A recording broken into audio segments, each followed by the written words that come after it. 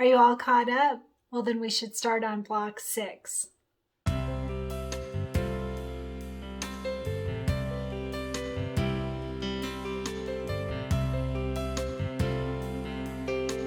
Hey everyone, Cristin Som here, and it's time to start on block 6 of our Spring Showers quilt. So if you're all caught up, then you have the first 5 blocks done. Let's get in there. And I'm loving that we're putting it together while we're working on the blocks. It just shows, it feels like accomplishment, right? The little things. So today for block 6, it actually looks like a very simple block. So we are going to use just a few fabrics today. So are you loving the dry erase packet? Someone posted in our group and said it's so gratifying when we put away a packet. You know, you empty it out and then you put it away, and it feels like you've accomplished something so big. It's funny, but everything is staying clean and organized, and I'm loving that. All right, so block 6, we are going to do the tree branch. It is on page 25 of our booklet. And we're going to start with our Silky Solid. So this is the light blue Silky Solid. It's kind of a minty blue, maybe sky blue. I don't know, but plain blue. There's no other design on it. So plain blue Silky Solid. And we are going to start with this at 8.5 by 6.5. So this way, 8.5 by 6.5 for the plain blue Silky Solid. And definitely back this with fusible stabilizer. On the back, you always want to add fusible stabilizer. I am using Kimberbell fusible backing. It is helping to ward off puckers and to make everything look very crisp and neat. No puckering. So this works great for that. So 8.5 by 6.5 on that first piece of fabric. And then we are going to use just a couple of applique pieces. So the first one is the dark leaves. So that is going to be this green on green with flowers. And we are going to start with this at 3 by 4. I did back mine with fusible stabilizer, 3 by 4. And then for the medium leaves, we have this green with flowers on it. And I backed it with fusible stabilizer. This one we're going to cut to 4 by 4. And then one other piece, and it is felt. So the gingerbread felt, and we're going to have this at 7 by 3.5. Don't back it with anything, just leave felt as is, 7 by 3.5. And then we are going to quilt this. So whenever we quilt, we use our batting. So the batting is determining the size of the batting is based on the final cut size of the block. So the final cut size of this block, it's 6.5 by 4.5. So that means that we want a piece of batting that's 7 by 5. Easy, right? 1/2 inch larger than our final cut size. So 7 by 5 for your batting. And then that's it. That's all we need. So there are special cut instructions on this one, and I will go over that as we get to that step. And we will add the dimensional dimensional leaves later. Did you see at the end of this, there's a cute little heart, stitched heart. Look at this. Oh my gosh. And then we're going to add that bee on as our last step when we do the embellishments. But how cute is that? That's the little trace of the bee coming along. How cute. Oh my gosh, this will be a very fun one. All right, so that's all we need for today for our tree branch block. And for this block, since we've got our batting, we're going to quilt it. So we are going to quilt it. I'm using Weather 2. You can use any quilting design that is 4 by 6. I am going to use Weather 2. And this is a blue design, but this design will fit in a 5 by 7 hoop. So everyone can use this one. Again, Weather 2, it's the one with the clouds that we did on block 5 for the partly cloudy block. So 4 by 6 in Weather 2, and it is vertical. I'm going to use the vertical design on this one. And just a reminder, when I say it's a blue design, that means it's a standalone design. It does not have traveling lines that go into the seams. It doesn't matter on this block because no one will need to rehoop it, but just pointing that out, when I say it's a blue design, it means that it doesn't have the traveling lines that go into the seams.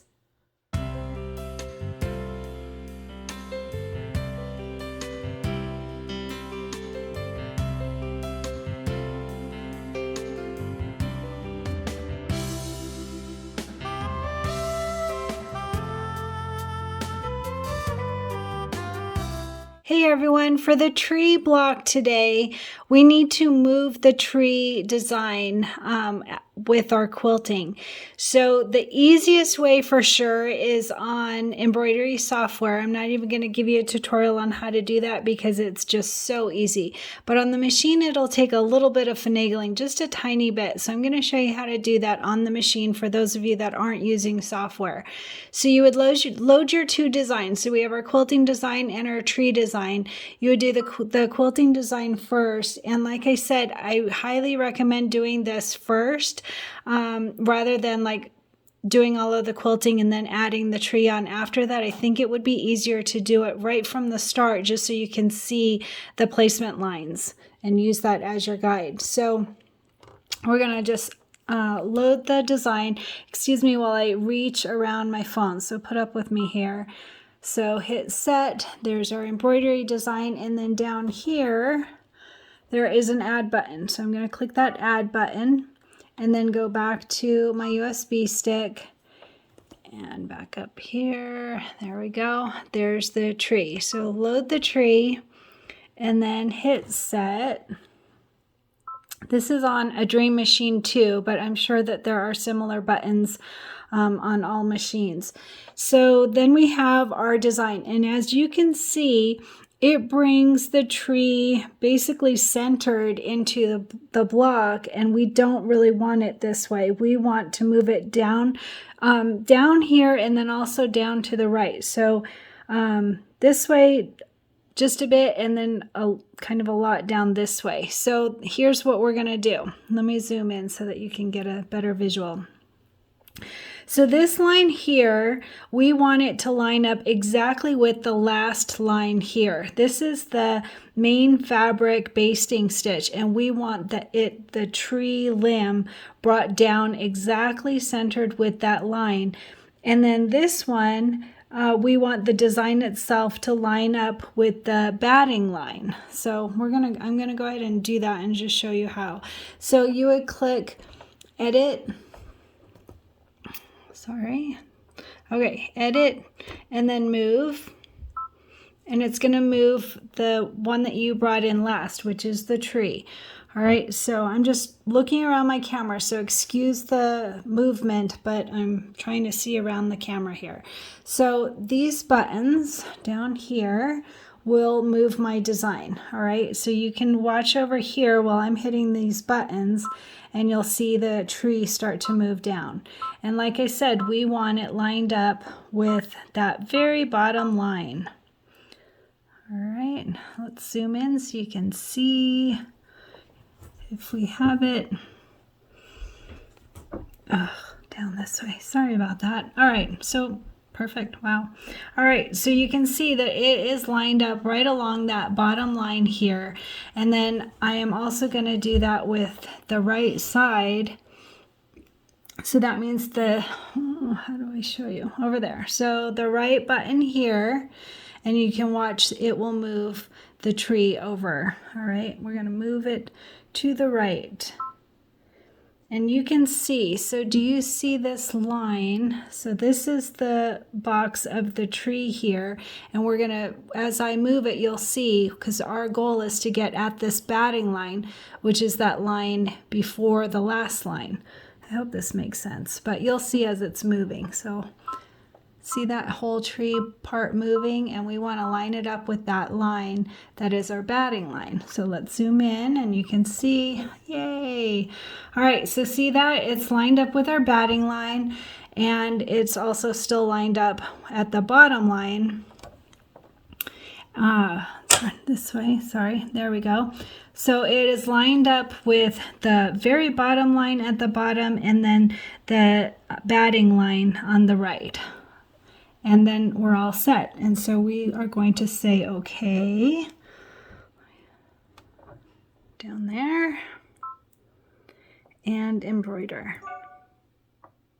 All right, so you can see that we have the design exactly how we want it to be.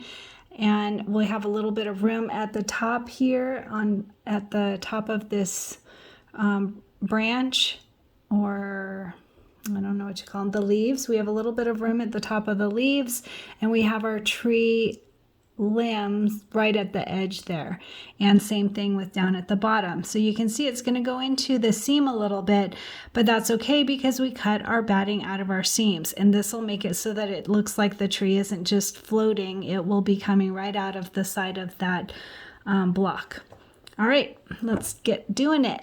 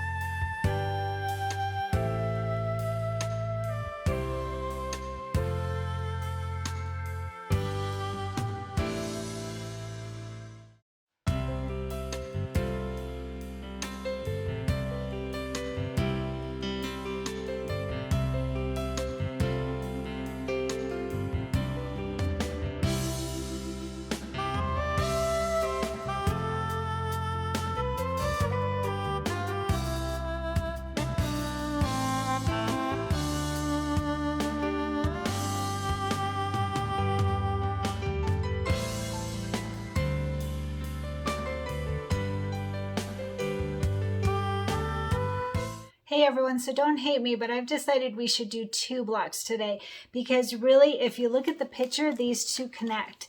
So we are going to do the tree and the beehive. How cute is that? Oh my gosh, so cute. Look at. That is really, really cute. So you can see they connect. So let's go ahead and do them together. So on this one, we are going to, this is block 7 now. So we are going to start with our main fabric. And again, it is that light blue silky solid backed with fusible stabilizer. And we're going to start with this one at 6.5 by, 6.5 by 8.5. 6.5 by 8.5. It's actually going to go this way. So 8.5 by 6.5. Backed with fusible stabilizer, light blue silky solid. 8.5 by 6.5. That's for how we'll start with it. And then we get foam. Ooh, and we have leather. It's the little things I get very excited about. All right, so for the beehive, we are going to use the gold mustard colored of the silky solid, and we're going to start with this at 4 by 4.5. 4 by 4.5, backed with fusible stabilizer. For the beehive, and then we are going to have Flexifoam, and our Flexifoam is going to be also for the beehive, so we're going to do that before we do the mustard color, and I'll go over all of it step by step, don't worry. So for the Flexifoam, same thing, 4 by 4.5 for your Flexifoam. All right, so for the black leather, I have 2 pieces in my packet. I'm not sure why. Maybe this is the extra. I'll have to look into that. But we only need 1. It's a small piece, 2 by 2. It's just for the opening on the beehive. So 2 by 2, do not back this with anything. Leave it as is. This is your black embroidery leather. And then we are going to quilt this. So we want a piece of batting, and our batting today is 7 by 5. This way, 7 by 5, just like yesterday, or I'm sorry, not yesterday, earlier today. 7 by 5 for the batting, and then we are going to quilt it. And since these 2 blocks are connected, we're going to do the same one. So it's Weather 2, that's the one with the clouds. Oh my gosh, that'll be so cute with this tree and the beehive. All right, so Weather 2 in 4 by 6 and in vertical, just like the tree. And then we will connect these 2. This one also has specific cut instructions, so don't worry, I will go over that as we get to it when we finish our block. So anyway, let's get started on our 2 blocks for today. Hey everyone, so for our beehive block, we need to make a slight adjustment to merging the design. I do recommend merging them together before doing the embroidery, because if you do it afterward, you're going to have to be feeling around for where the batting is, or you can actually just measure a 1/4 inch from the basting stitch. That will work too. And you could do this on software super duper easily, but I'm going to show you on the machine for those that don't have software. It's a little tiny bit more difficult than software, but completely doable. All right, so we are going to start by loading our quilting design. And let me just say I'm looking around the phone and moving it to the parts that you can see, so you'll have to just put up with me here for a moment.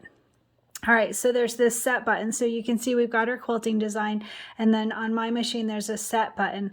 I assume all of the machines will have something similar. So down here there's a button that says add. So I'm going to click that, and then I'm going to go back to my USB and click up there, the beehive. So there's our beehive. So if I hit set, it's going to go ahead and center right in the middle of the design. I'll zoom in so you can see this. All right, so it is in the center here, but what we want to do is we want the beehive, the top of the beehive design, a 1/4 inch away from the end of the design. So the end is here. This is that basting stitch for our main fabric, and 1/4 inch from that is the batting line, that one right there. So we want to move this other line. This one is the beehive design. So we want to take that red line from the beehive design and line it up with our batting line, which is that second line.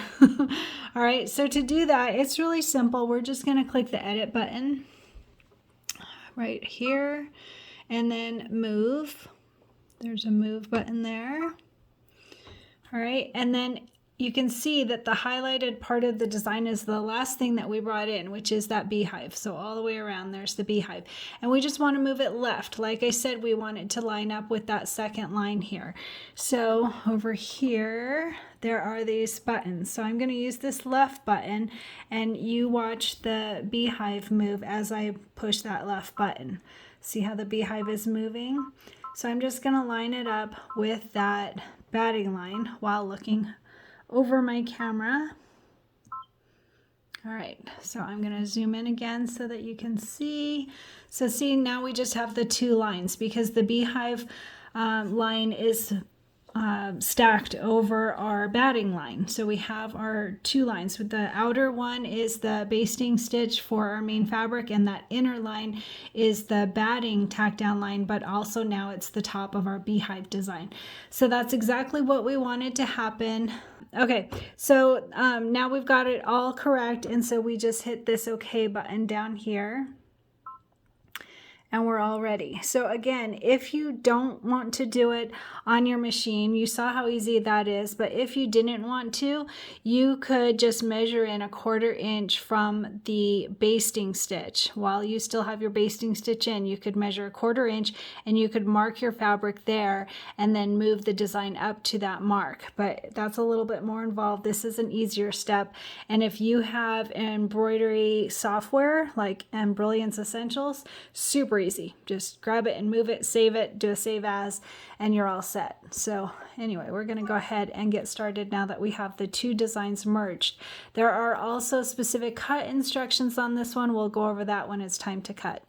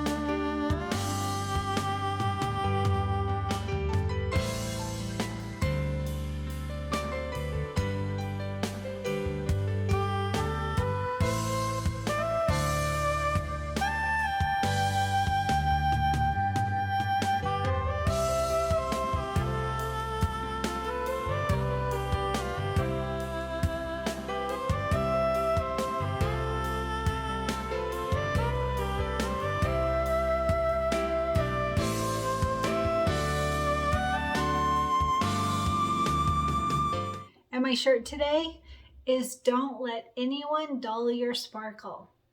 Don't let anyone dull your sparkle. This one is a big deal to me. It means a lot. So I used metallic thread on the word sparkle and on the diamond, and then you can see I added a bunch of little rhinestones, hot fix rhinestones, so it's sparkly and fun. I also used variegated thread on the words dull your, and I wouldn't do that again, at least not more of a color that stands out would have been better, but I love this shirt. So on this, I want to talk a little bit about self-talk. So we as women are always our worst critics, always, all of us. We all have that. In case you think it's just you, we all do that. We'll finish a block and we'll go, oh, but I should have done this, or this could have been better, or this centered wrong, or whatever. Start seeing the positive and saying the positive. So when you post a block in our group, so saying the negative is okay because we learn from it, right? We can learn from each other's reasoning. We can learn from each other's mistakes. And that's important. We don't want everyone recreate the wheel. We want everyone to learn from our mistakes. So that part I understand. The part I don't understand is, oh, I don't like this, or I don't like that. I should have done this better.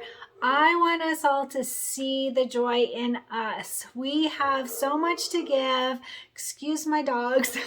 I just want to point out that you guys are doing amazing. So especially the shirts, I am loving seeing everybody making their shirts and trying on software to arch their words or to add in different elements.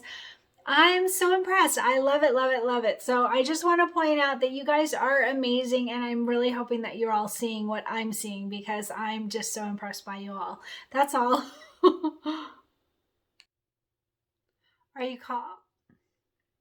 For all of us. So, and this quilting design, oh, I didn't even talk about the quilting design.